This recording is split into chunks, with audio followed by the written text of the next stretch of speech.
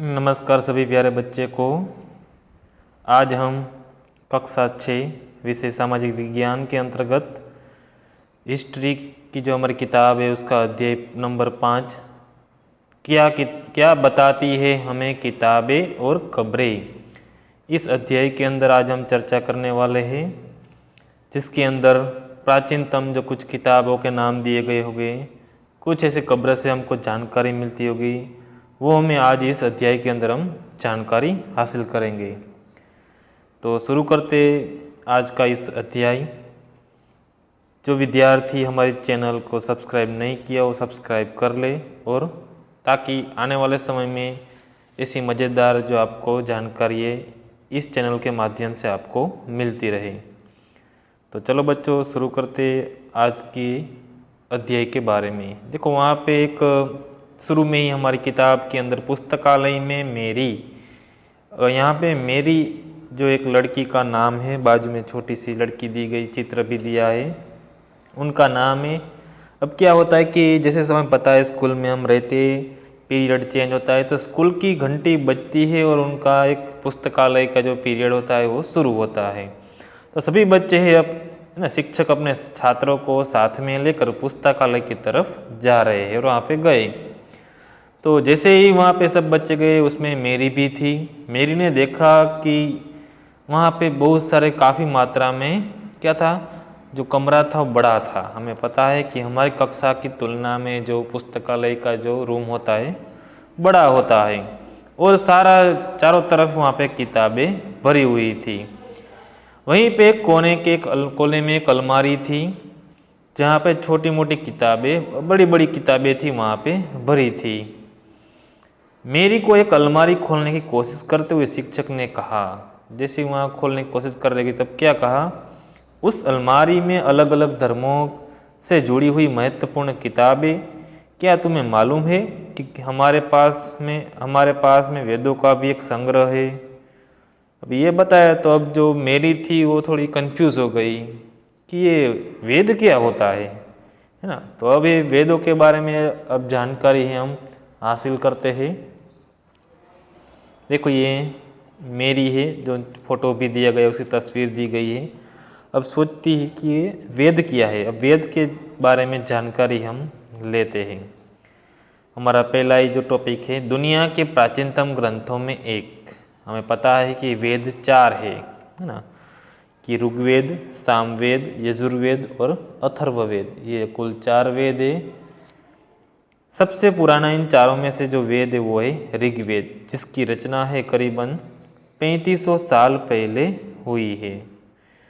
और ऋग्वेद में 1000 से ज़्यादा प्रार्थनाएं हैं, जिन्हें सूक्त कहा जाता है। बच्चों याद रखना है कि सूक्त किसे कहा जाता है, ये प्रश्न आता है तो ये आपको याद रखना है कि ऋग्वेद में 1000 से ज़्यादा प्रार्थनाएं हैं जिन्हें सूक्त कहा जाता है। सूक्त का अर्थ क्या होता है बच्चों, कि अच्छी तरह से जो बोला गया हो उसे सूक्त कहा जाता है ना। जो हमें याद रखने की ज़रूरत है कि सूक्त यानी कि जो अच्छा ज्ञान मिलता हो, अच्छी कही गई बात हो, जो हमारे लिए, हमारे समाज के लिए, हमारे विचारों के लिए काम आती है, उसे सूक्त कहा जाता है। सूक्त ज़्यादातर देवी देवताओं की स्तुति में रची गई थी, है ना, कि ज़्यादातर क्या होता था, देवी जो भगवान थे, देवी देवता थे, उनके बारे में बोला जाता था और ज़्यादातर उनकी पूजा की जाती थी। उनमें भी जो 3 जो देवी देवता थे वो मुख्य थे, उनके ज़्यादा नाम लिए जाते थे, उनकी पूजा अर्चना की जाती थी, जिनमें आते हैं अग्नि, इंद्र और सोम। ये 3 जो देवी देवता हैं उनके पूजा की जाती थी। अब देखते हैं कि अग्नि यानी कि जो आग के देवता है उसे कहा जाता है। इंद्र जो युद्ध के देवता है उनकी पूजा पाठ की जाती थी। और सोम एक प्रकार का, एक पौधे का प्रकार है, जिससे खास जो पीने के लिए जो पेयजल था वहाँ से तैयार किया जाता था। तो ये लोग थे, 3 तरह के जो देवी देवता की पूजा की जाती थी। अब जब उस टाइम पे वैदिक प्रार्थनाओं की रचना ऋषियों ने की थी, है ना, वेदों की जो अंदर आने वाली जो अलग अलग प्रार्थनाएं थी वो ऋषि लोग थे वो बनाते थे। और आचार्य विद्यार्थियों को अक्षरों, शब्दों और वाक्यों में बैठकर है ना। उस टाइम पे कोई लिखावट नहीं था, सस्वर पाठ द्वारा कंठस्थ करवाते थे, है ना। मान लो कि जितना भी ज्ञान है आचार्य के पास था, ऋषियों के पास था, वो क्या करते अपने बच्चों को, अनुयायियों को, ऋषि जो थे वो शब्द के माध्यम से, अक्षर के माध्यम से बोल बोल कर सस्वर, यानी कि जो अपने जिस प्रकार से हम बोलते हैं ना स्वर निकलता है, वो बच्चों को भी स्वर निकालते थे और उसका कंठस्थ करवाते थे, किस प्रकार से इसको उच्चार करना है, बोलना है। तो उस प्रकार से जो उनके अनुयायी थे, शिष्य थे, उनको पढ़ाया जाता था। अधिकांश सूक्तों के रचयिता सीखने और सिखाने वाले पुरुष थे। कौन थे? ज़्यादातर पुरुष थे। ऋग्वेद की भाषा की जाए तो वो थी पाक संस्कृत, या फिर को वैदिक संस्कृत उसे कहा जाता था। तो ये बच्चों आपको याद रखना है कि ऋग्वेद की भाषा कौन सी थी, पाक संस्कृत कहो या फिर वैदिक संस्कृत कहो, चलता है।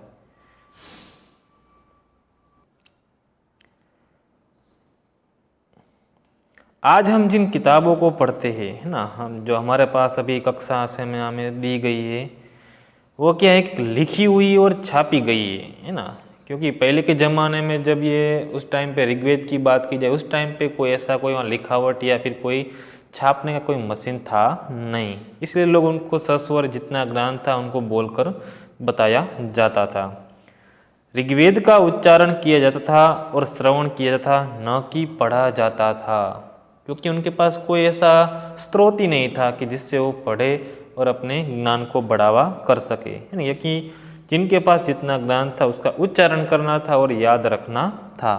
यही उस टाइम पे जो ऋषि थे अपने अनुयायियों को, शिष्यों को ज्ञान देते थे।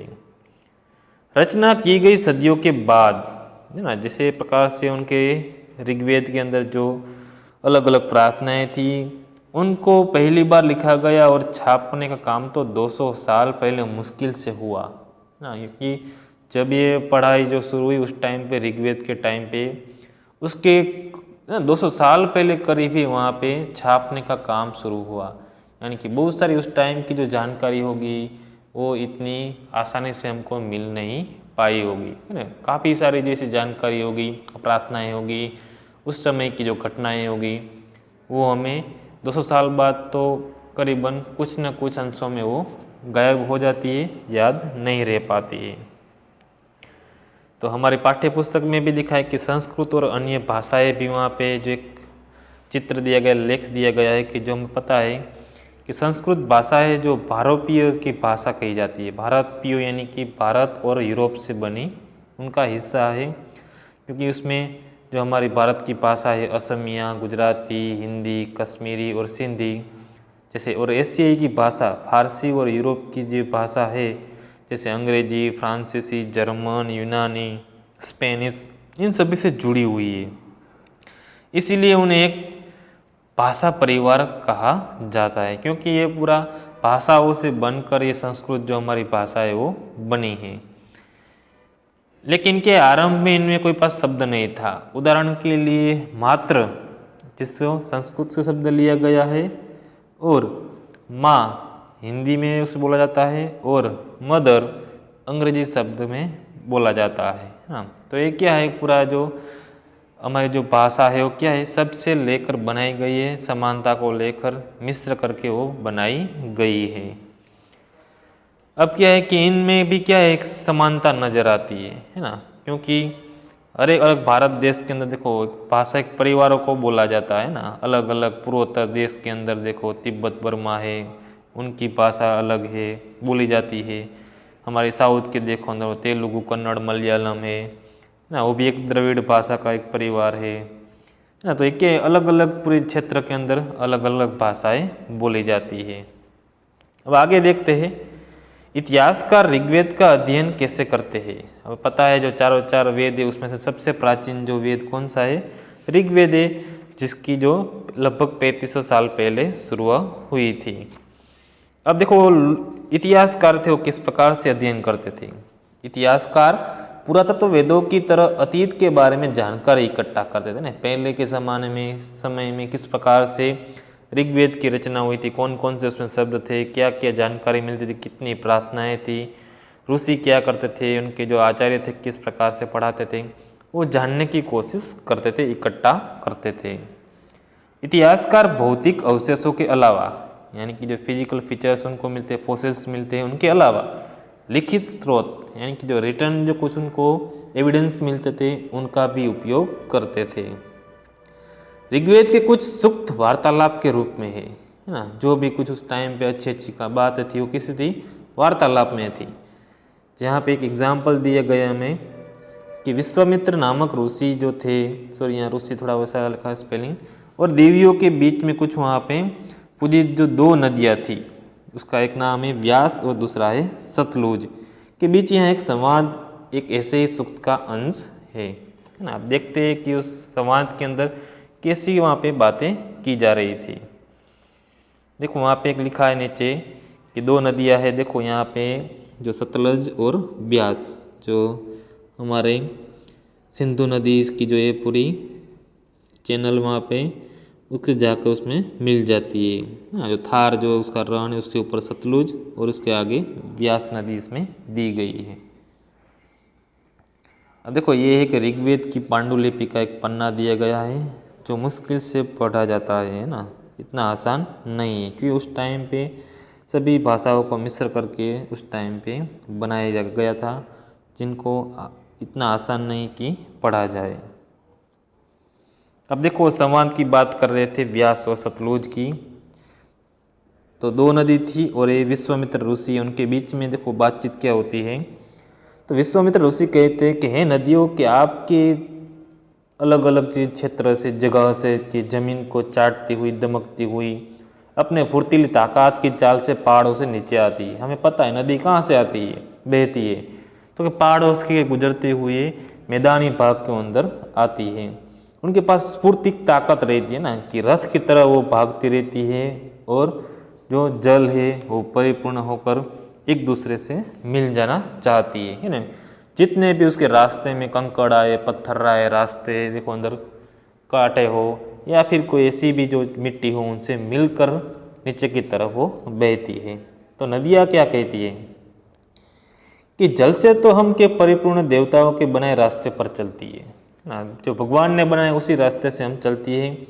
एक बार हमें निकलने पर हमें रोका नहीं जा सकता ना। सही बात है, अगर नदी का पानी बह रहा हम उसके ऊपर रोक लगाए तो इतना आसान नहीं सकता, वो तोड़ के उसको चली जाती है। तो ऋषि तुम हमसे प्रार्थना क्यों कर रहे हो, ऐसी नदियाँ बोल रही है। तो विश्वामित्र क्या कहते हैं कि हे बहनों, मुझ गाय की प्रार्थना सुनो, मेरी एक प्रार्थना सुनो। जो ऋषि बोल रहे हैं कि मैं तो रथ और गाड़ियों सहित बहुत दूर से आया हूँ, दूर दूर से यहाँ पे जो इस सवर किया हूँ, कृपा करके अपने जल को हमारे रथों और गाड़ियों की धुरियाँ ऊपर न उठाओ ताकि हम आसानी से उस पार जा सके। उनसे विनंती कर रहे हैं कि आप थोड़ा जो रुक जाओ, कि ताकि हमारा जो रथ है, गाड़ियाँ है, यहाँ से जा सके, उस पार जा सके। नदियाँ कहती हैं हम तुम्हारी प्रार्थना सुनेंगे जिससे तुम सब सुरक्षित उस पार जा सको। तो ना ऐसी देखो वार्तालाप है, संवाद है ऋषि जो विश्वामित्र और नदियाँ सतलज और व्यास के बीच में होती है। इतिहासकार यह बताते हैं कि यह प्रार्थना उस क्षेत्र में रची गई जहाँ पे नदियाँ बहती थी ना। अब क्या इन संवाद के आधार पर जो इतिहासकार है वो अपनी याद के आधार पर, ज्ञान के आधार पर हमें बताने की कोशिश करते हैं। वे यह भी सुझाते हैं कि जिस समाज में ऋषि रहते थे वहाँ घोड़ों और गायों का बहुत महत्व दिया जाता था, इसलिए नदियों की तुलना घोड़ों और गायों से की गई है ना। हमें पता है कि उस टाइम पे जो लोग रह रहे होंगे तो आने जाने के लिए गाय जो उनसे भी पाला जाता था, और घोड़ों का एक स्थान से दूसरे स्थान तक जाने के लिए इस्तेमाल करते थे। ऋग्वेद की प्रार्थनाओं में अन्य दूसरी नदियों खासकर सरस्वती, सिंधु और उसकी सहायक नदी का भी जिक्र किया गया है। गंगा और यमुना का उल्लेख सिर्फ एक बार हुआ है ना, यानी कि उस टाइम पे गंगा और यमुना को इतना उसमें ऋग्वेद के अंदर कोई स्थान नहीं मिला होगा। तो आज के इस वीडियो के तहत इतना ही ज्ञान काफ़ी है।